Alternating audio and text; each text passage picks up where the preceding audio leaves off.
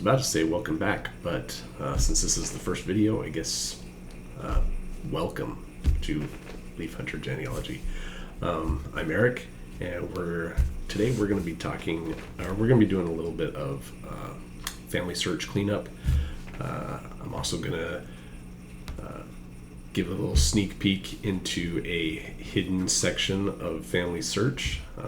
Probably not so hidden to some of you, but it's kind of relevant to the research that we're going to be doing today, or the cleanup that we're going to be doing today.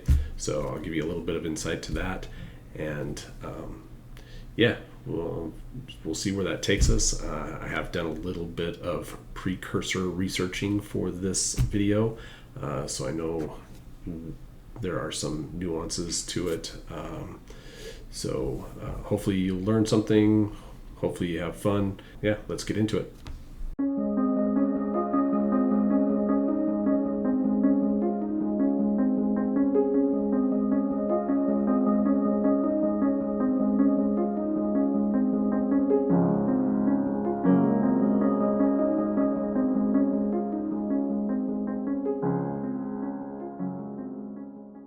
All right, so we're going to start by talking about this secret section of FamilySearch that I hinted to. You'll see before you two screens. One is my login for FamilySearch. The second on the right is a generic login that I used or that I set up and have logged in, just so that you can see the difference here. There is one tab on mine that you do not see on the other one, and that is for Temple. And this is for individuals that are members of the Church of Jesus Christ of Latter-day Saints. And once you log in and you do your whole member number thing with from the church, then you get this section. It does not affect the research capability of FamilySearch. So if you don't have it, you don't have to worry about it, but it is there. I am going to use it today in order to show you where I found Miss Ellie, and if you want a little bit more information on it, there is this information here. Temples are an important part of the Church of Jesus Christ Latter-day Saints, of which FamilySearch is a subsidiary. Many members of the church use FamilySearch, and down here, for patrons of FamilySearch who are not members of the church, seeing information regarding temples can be confusing. So FamilySearch only displays information about temples if it determines that an account belongs to a member of the church. So there is that.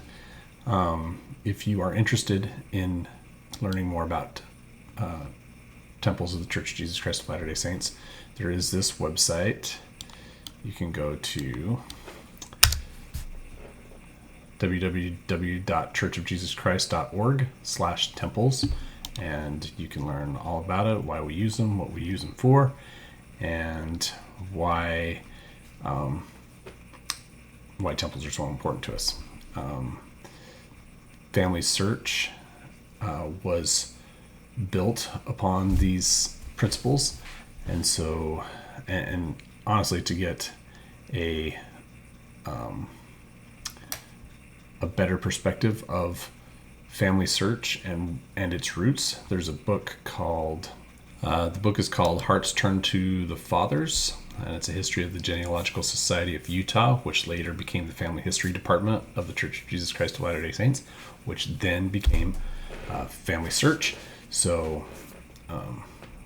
if you're really interested, you can get this book off of Amazon.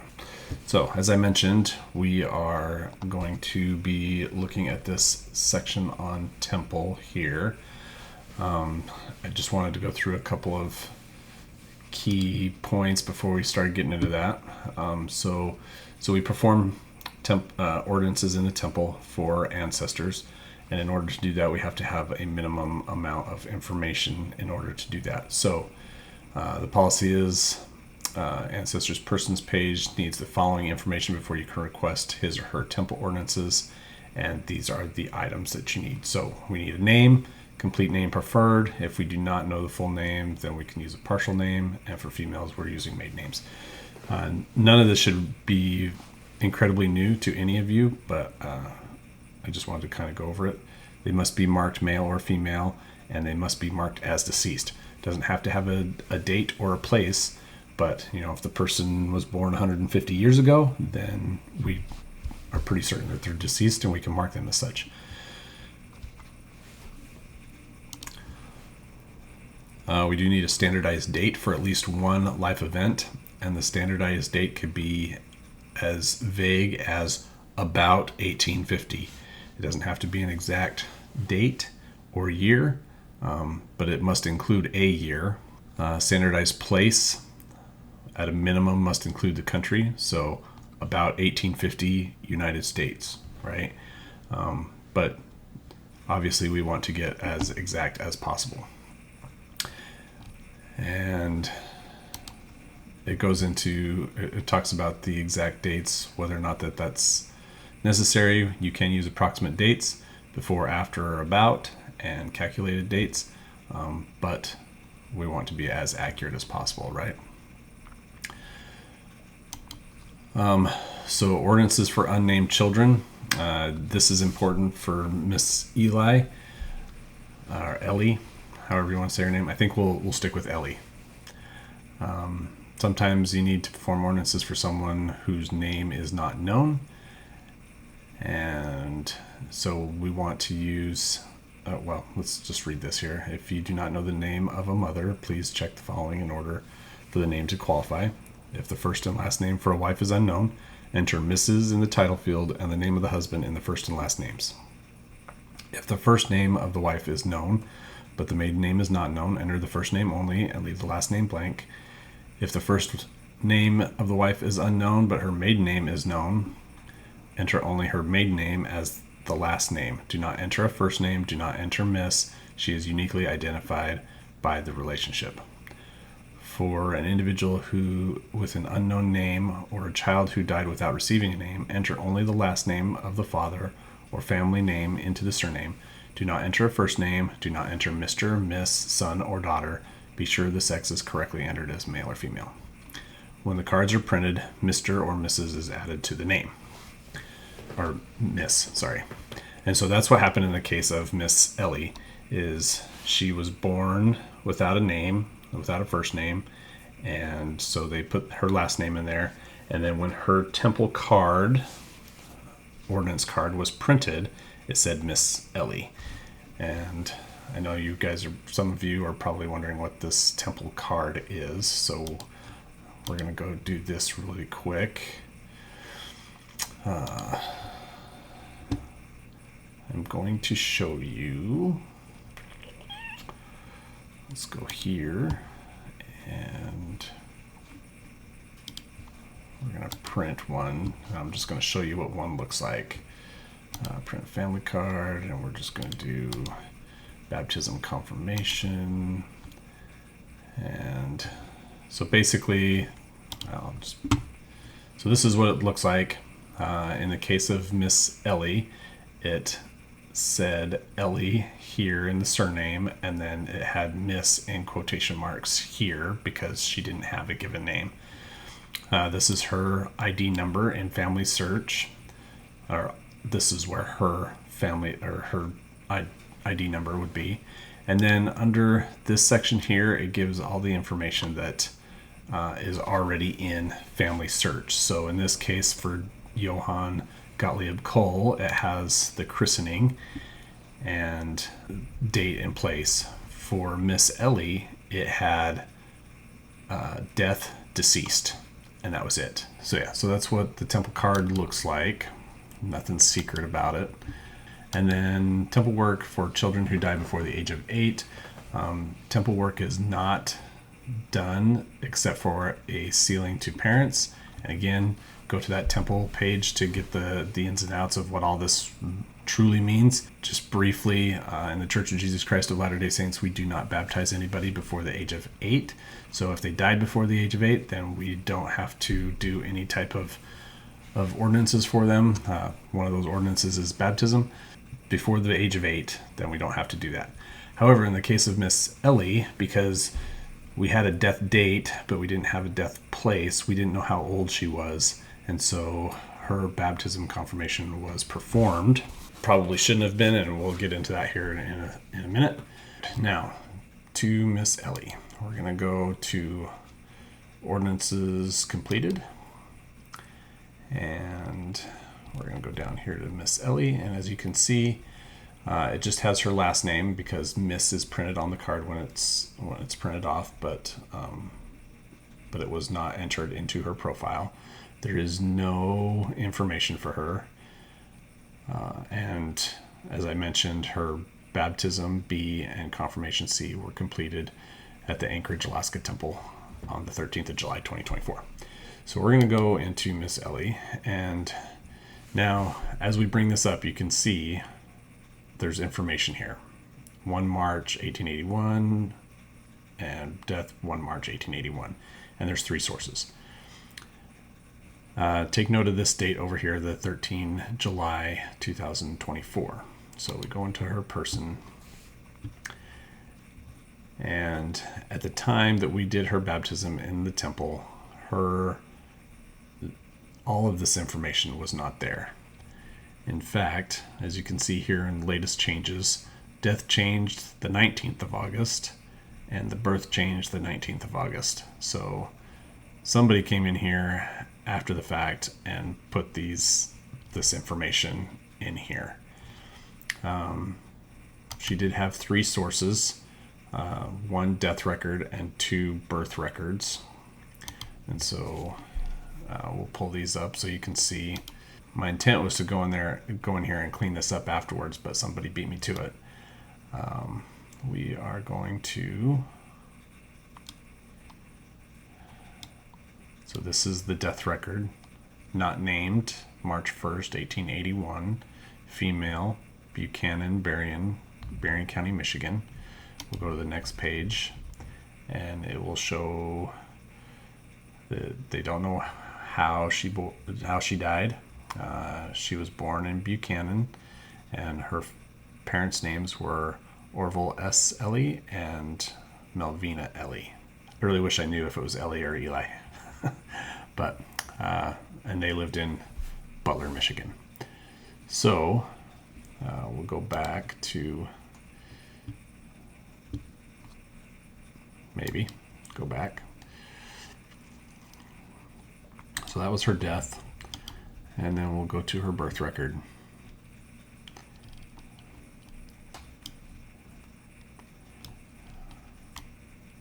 All right, and then we see on the 1st of March, 1881, not named, Ellie, female, white, Buchanan, Berrien County, Michigan, Orville S. Ellie, and Melvina Ellie. And they're from Butler. Birthplace of parents, so Orville was born in Concord, Michigan, and Melvina was born in Germany. And he's a farmer. So what's interesting about this record is that right above Miss Ellie is Edward C.V. Ellie, born on the 28th of February, 1881, male, white, Buchanan, same parents as Miss Ellie, and same information over here. So it appears that Miss Ellie was the second of a set of twins. Edward, born on the 28th of February, and Miss Ellie, born on the 1st of March. So I'm guessing this happened over midnight. And Edward survived. So if we take this information and we go back to Ellie's details, Miss Ellie's details, we can see that her parents, Orville and Wilhelmina Melvina Conrad. And we go down here and we see that Miss Ellie obviously doesn't have a first name, but somebody did some pretty extensive research with the rest of the family. However, if we look at Edward Cicero Van Dorn Ellie, it shows his birth date in 1880. So we're going to click on him and bring him up.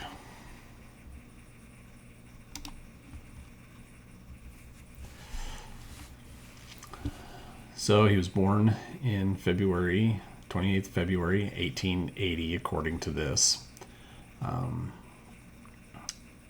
with 14 sources, and he died on the 25th of May, 1962. We see some stuff down here that we can clean up, these non-standardized places here and here. We're going to take care of those. We do have a little bit of cleanup here. Coldwater Branch, Michigan, should say United States here at the end.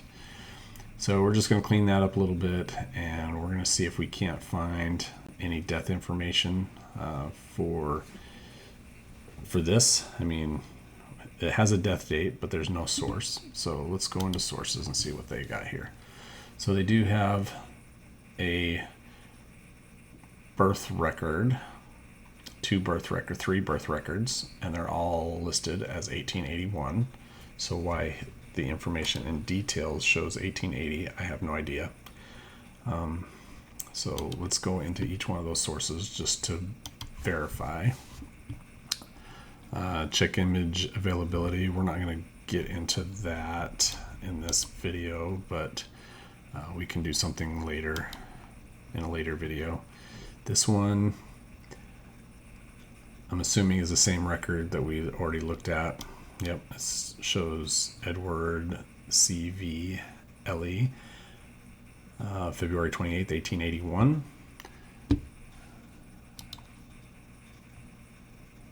And I'm guessing this one is probably pretty similar, if not the same.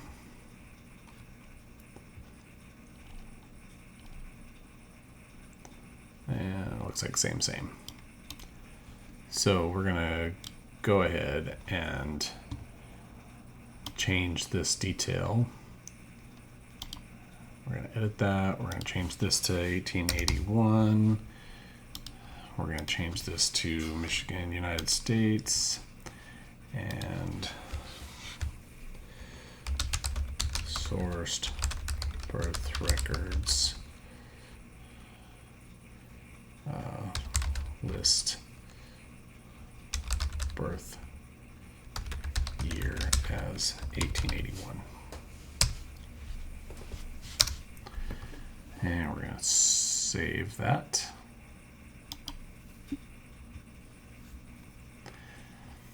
And if you get into these, I've already done this, but if you get into these census records, some of them show that his calculated birth was 1880, some show 1881. So I'm guessing that's where 1880 originally came from. And then there's also this draft card, World War II draft card. It also says 1880, which I'm not that confident in.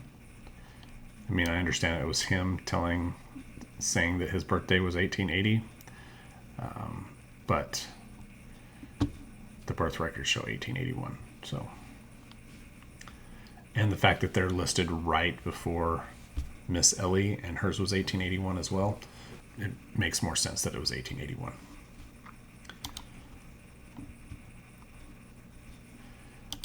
All right, and then there was also clicking on this one, it says that there was a duplicate record and has been retired. We recommend using the most current record. So if we go here to the most current record, we can attach this one to the tree, and then and we're going to select Edward and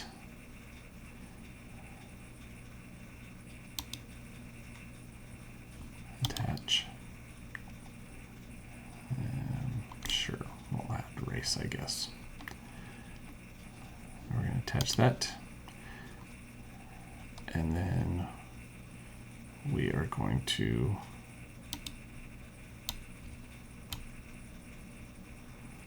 attach Yura Ellie to Yura Swift, and attaching that.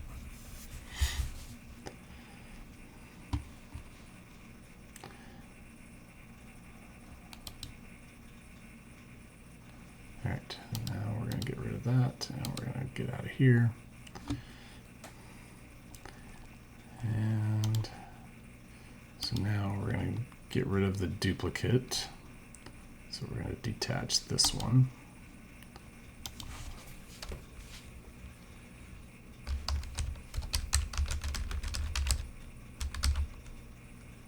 Duplicate record. Detach.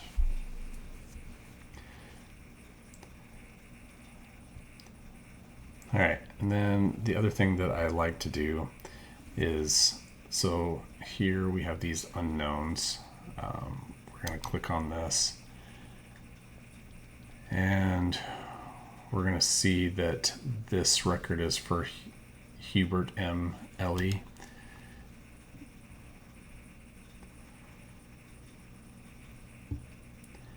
And we're just going to go in here and take a look. Hubert M. Ellie and Myrtle L. Dexter. So I'm going to write that down really quick so that I don't forget. Hubert M. and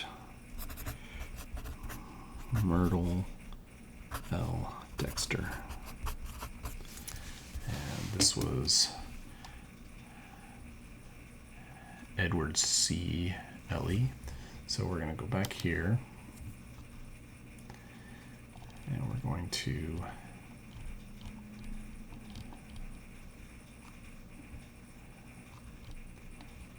edit this.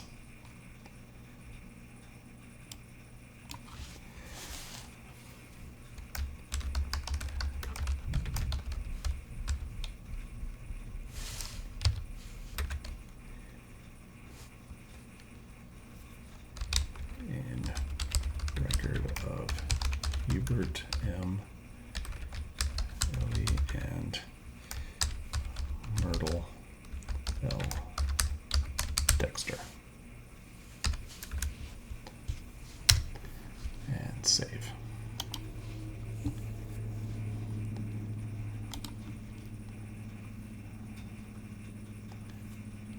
Actually, I think I'm going to go in here and take away those periods after the middle names, just to kind of be consistent with the rest of them.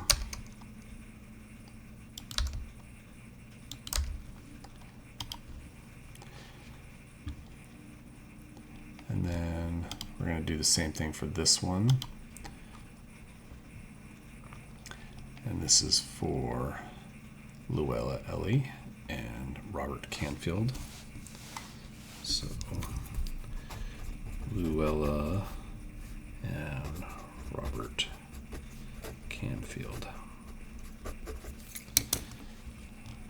And we'll go back up here, edit. And change that to Edward Ellie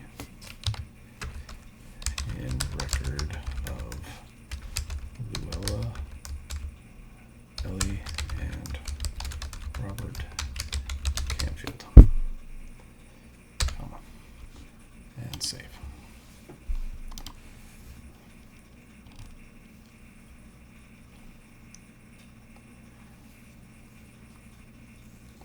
And we can do that for these as well. I won't do that and bore you guys with it today, but it's a great way to get these kind of cleaned up. Same with this marriage record here. This is for, oh, this is his marriage record. Oh, so yeah, we can do that too. So it looks like he was married in 1952, but if you go to the details, he is only married to Ura Swift in 1902. So we're going to go ahead and add this in.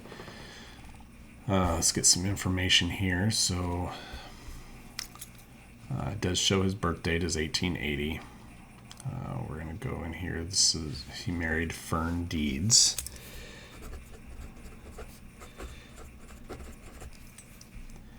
And they married on the 28th of July, 1952. 28 July 1952, and this was in Steuben Township. Actually, let's do this. Let's open this in a new tab, and we're going to take that out, and we are going to put that over here, and we'll put this over here, and then we're going to add this wife here. Actually, you know what? Let's wait before we do that, because we want to see where this Fern Deeds goes to. Maybe we can get her information. So Fern Deeds. So it says here that she was born 9 August 1896 in Branch County, Michigan. She is not, where is it? Fern Deeds is not attached to anything, but it says that there's a possible match to Fern Marie Heckman. So let's go take a look at this one. It does say that she was born 9 August 1896 in Branch County, Michigan. So we're going to pull this up and take a look at it. And it does appear that she was married to a man named Moses M. Deeds. And they were married in October of 1916. Let's go take a look at the details. Looks like he died in 1951, so it's possible that she was a widow and then remarried. So I am pretty confident in saying that this was probably her. So we are going to go back here to this document, and we are going to attach to Fern. And Coldwater. Fern Deed. Yep. We're going to attach.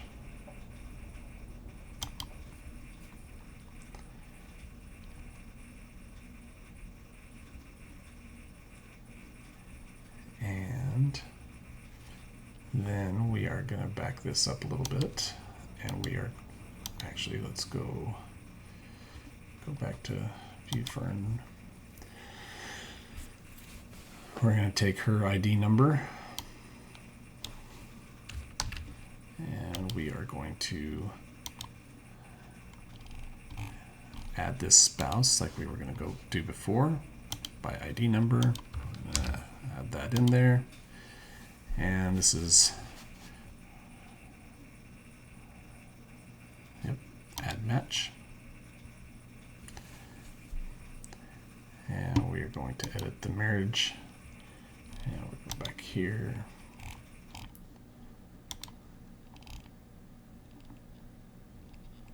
add an event. Marriage date was 28 July 1952, and we're going to click on that, and the place of marriage was Steuben Township in Steuben, Indiana, United States.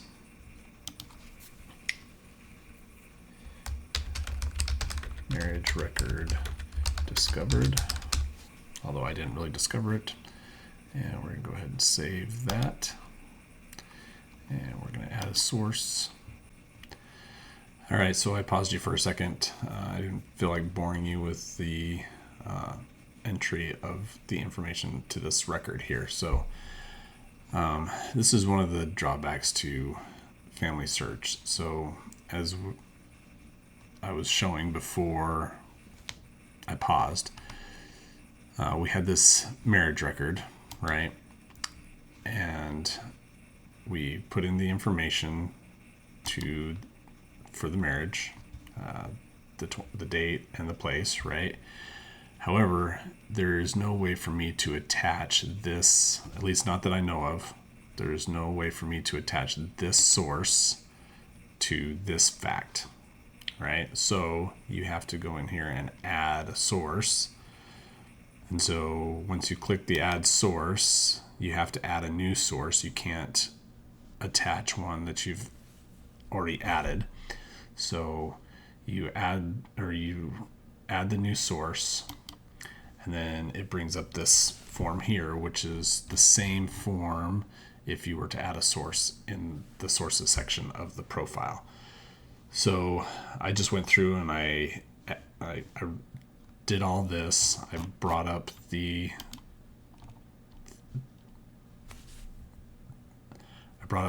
source on this side, and I basically just copied it straight across. I did go in to verify that the record was not available. I'll show you how I did that here in just a second. But this is the link, so I put the link in here. This is the citation that FamilySearch has. It was a horrible citation because this is an entry for Edward Eli and not Phyllis Irwin. It is for Fern Deed. How they messed that up, I have no idea. So I fixed that, and I'll show you what I ended up with. So we go in here to sources. This is the source. I use the same name as the name for this one, the source date. This is the link. Obviously, this is the citation that I used instead. If the image was available, I would have said database with images. The database itself has images, but for anything past like 1950, you have to go to the FamilySearch library or an affiliate library in order to view the record. This is the web page. That's when I accessed it. I changed the entry to say Fern Deeds, and then the citation of the Indiana Commission on Public Records in Indianapolis, which is what. So we'll go to. So this is. I mean, I guess I could put in this as the author instead of citing the Indiana Commission on Public Records, Indianapolis. I could put Steuben County, which I may go back and change. But if you go to, let's see, where did I go? So I went into the catalog. So you find the catalog by going to search, catalog, and then once you bring up the catalog, you can search by place. I put in Steuben, Indiana, United States, and it came up with this. And then I went to Steuben Vital Records, Marriage Records, 1837 to 1953, which 1953 covers our 1952 marriage. So clicked on that. It does say that it's available online. If you click here,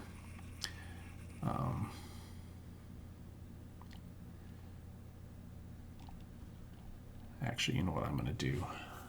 I am going to change this real quick. I'm going to change this to say citing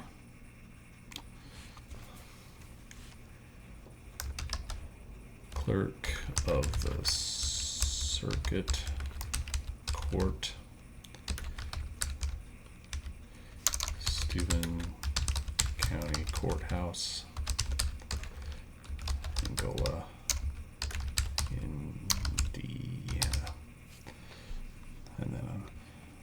And then I did mention in here that it's only available at FamilySearch centers or affiliate libraries.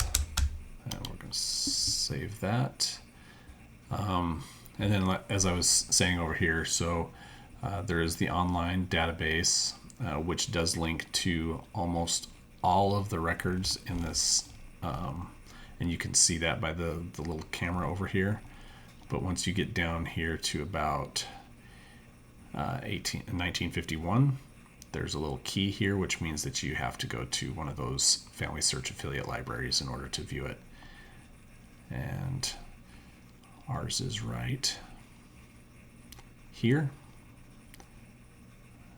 And like I said, it's locked, so I can't view it from my computer here. Looks like it goes all the way to 1954. All right, so there is that. And then it shows the little world emblem here, and which is crazy because it's a FamilySearch website or a FamilySearch address. And so why it's got the little world here, I have no idea. Kind of silly. I think FamilySearch should fix it so that you can attach sources to marriages.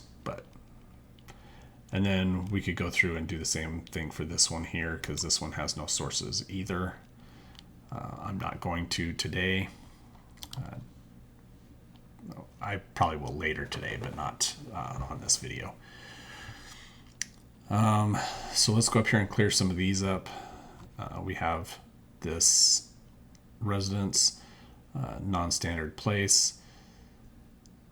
It's funny that you can attach sources to the residences, but you can't attach them to the marriage, which I have no idea why, but we can go through here and tag the sources. We're going to tag the 1900 census for this one. I don't think we need enumeration district 5. We'll just go Butler Township and save. And this one is going to be the 1910 census. Yep. So we get out of that one. Branch, Michigan, custom event, registration draft. We're gonna, and sourced. So we're gonna go Butler.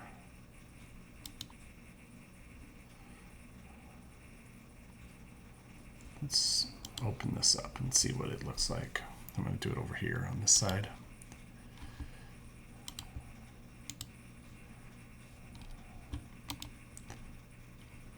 And we're doing 1920.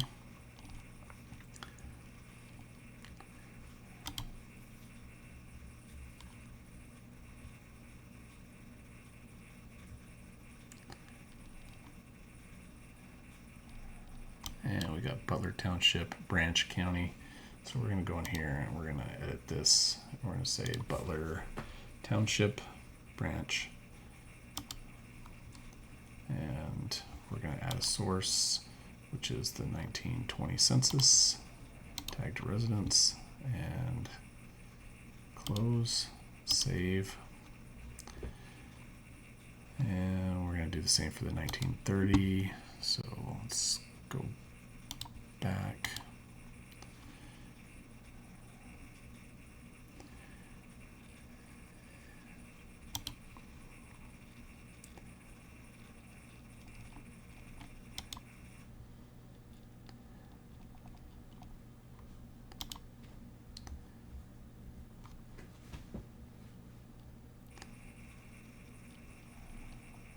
And it looks like it says Coldwater Township.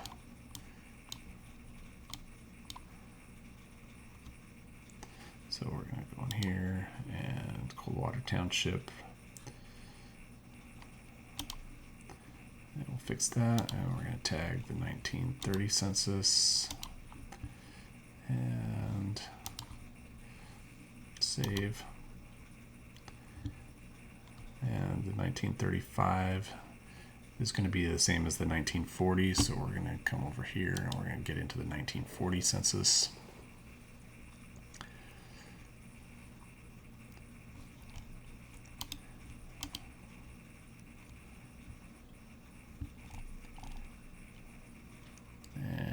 Like,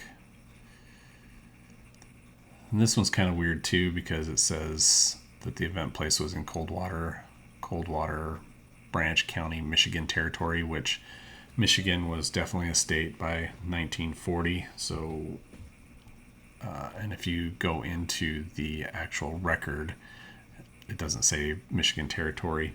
So we're just going to go ahead and edit this. And we're going to go Coldwater Township Branch, Michigan. And FamilySearch database incorrectly indexed place, event place as Michigan territory. And we're going to add a source. And this is the 1940 census. Tag to residents. And we're going to yep. And then we're going to go here. Same place is not a standardized. So we're going to Coldwater. Coldwater Township in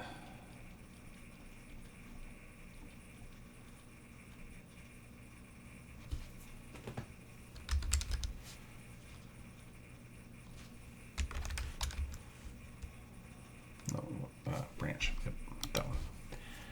And we're going to tag source. And it's going to be the 1940 census.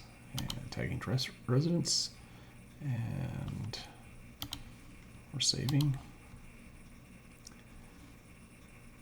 And this is not a source, or this has no source, and it says Goldwater, Michigan, which I'm assuming is a typo. So I'm just going to go ahead and get rid of this. Delete residents.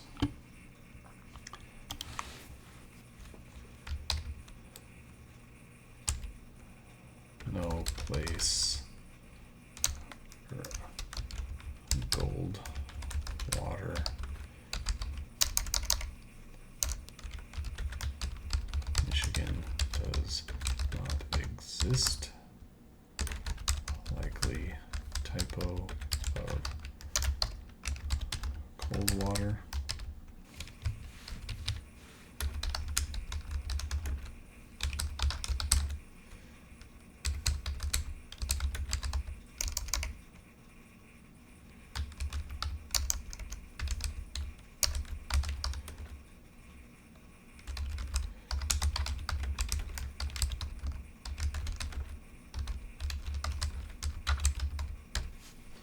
And delete residents. To me, some of these custom events are silly, especially this one, citizenship United States. Obviously, he was born in the United States, so he's a citizen of the United States. Why they have this in here, I have no idea. This guy is not on my personal tree, so I'm not going to mess with it. But if it were one of my direct ancestors or somebody that I was regularly working on, I probably would delete that. So the other item that I wanted to mention, I did look through here and I found we're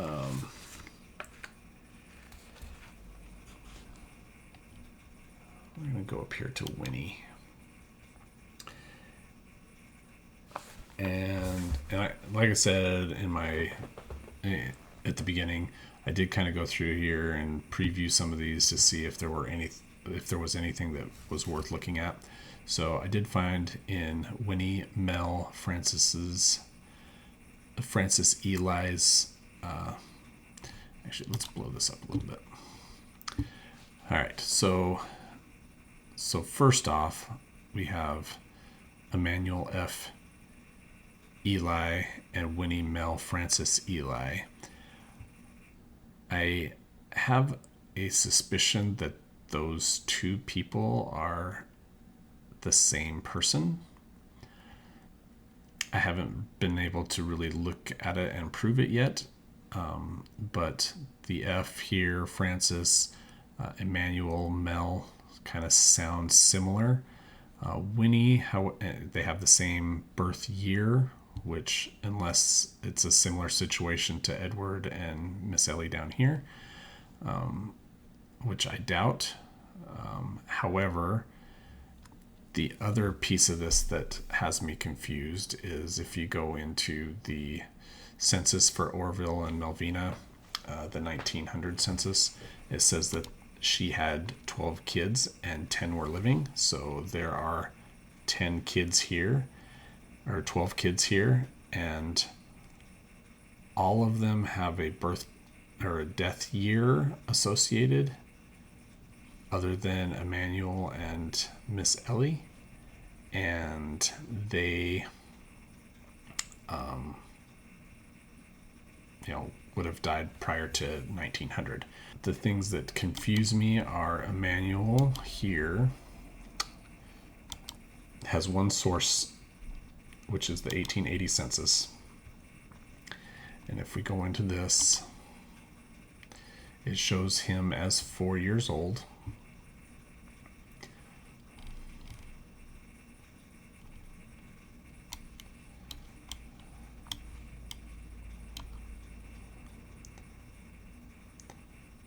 Shows him as 4 years old. He's a son. The next one is Adeline, which was 5 years old, daughter. And then if we go down here, I think it's Oriso, if I remember right, son 2. So the issue is there is no Winnie here. And if we go back to the record,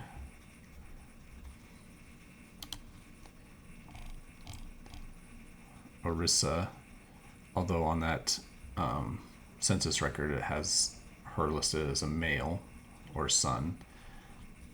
Adeline Marie was the one right above Emmanuel. So are those the same person? Maybe, maybe not. Considering I can't find anything else. Now it's highly likely that that Melvina had a child after the 1880 census and died before 1900, which means that it wouldn't be recorded anywhere. We would have to go into some birth records and see if we can't find another Ellie child born. And that might be a project for another day. But I did want to get into Winnie here and show, see, we've got another non-standardized place here, and we've got this residence with 0 sources here. I'll clean that up off camera. You saw me do that with the last one, but I wanted to show these here. George P. Corliss and George Corliss both got married on the same day. Obviously, I think, well, not obviously, but I'm pretty sure that these two individuals are the same person. However, we have a discrepancy in birth dates and death dates. So I think we'll get into that in the next video, and we'll go about figuring out which one's which one has the best,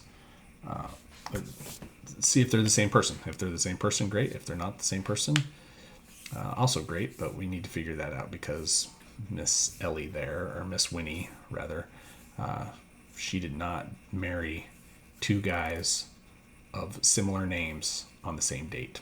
Next time we will talk about that. Next time we'll talk about that, and hopefully you learned something. Hopefully this wasn't too boring. We'll see you next time.